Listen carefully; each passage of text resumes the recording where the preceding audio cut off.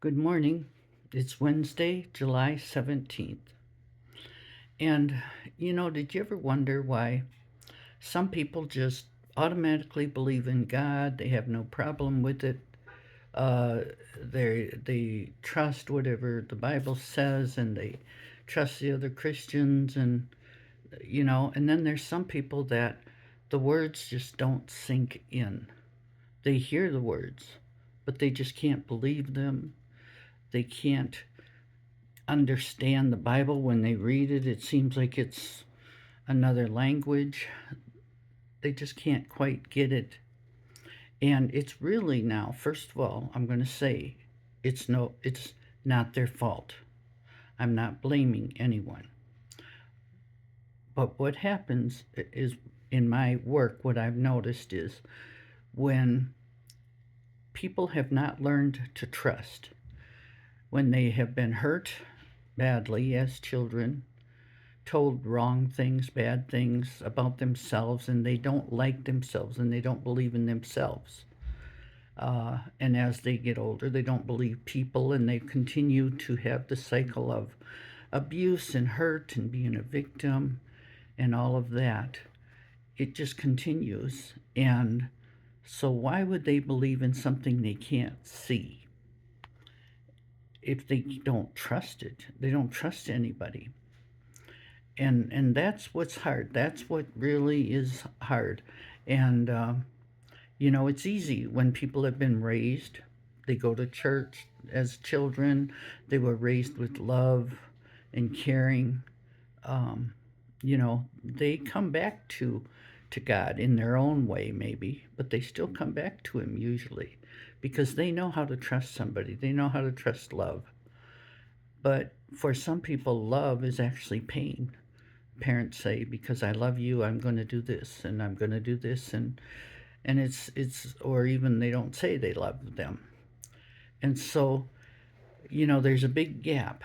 And people who are Christians, it is our responsibility to help those who don't know how to trust, to help them to slowly give them kindness, because trust is not something that you can gain in one day. You can't say believe in God one day and that person who has never knew how to trust anybody will do it. They have to process it slowly and basically start over. And so they need easy scriptures in the Bible. They don't need to start out, in complicated things that they don't understand. They need to start like with Proverbs and realize, oh, there's a lot of practical advice in there. There's a lot of things that make sense. And they need to be around people, and they need us to always do what we say we're going to do, always be there for them as friends and even family, and we need to be their example of someone they can trust. And slowly we can start to get the idea of Jesus in their heads. But if you have trouble, maybe look back and say, when was the last time I trusted somebody?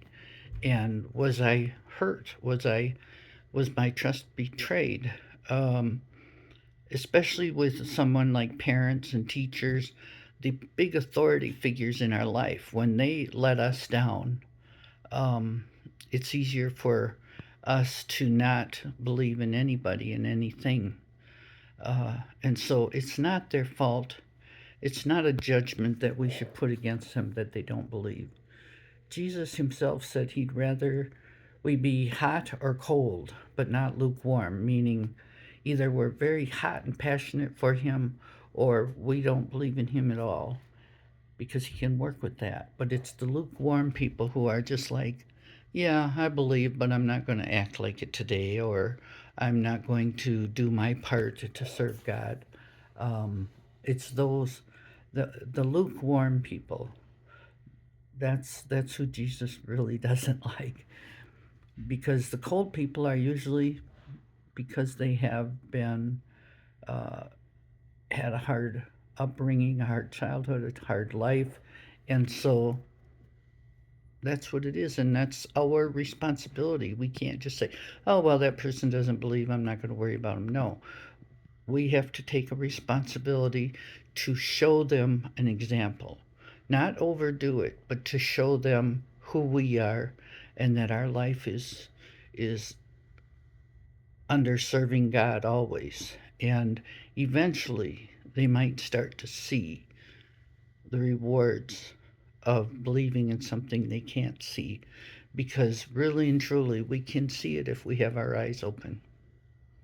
So just something to think about, and question God if there's something you can do to either trust Him more or to help someone else believe. Have a great day and God bless.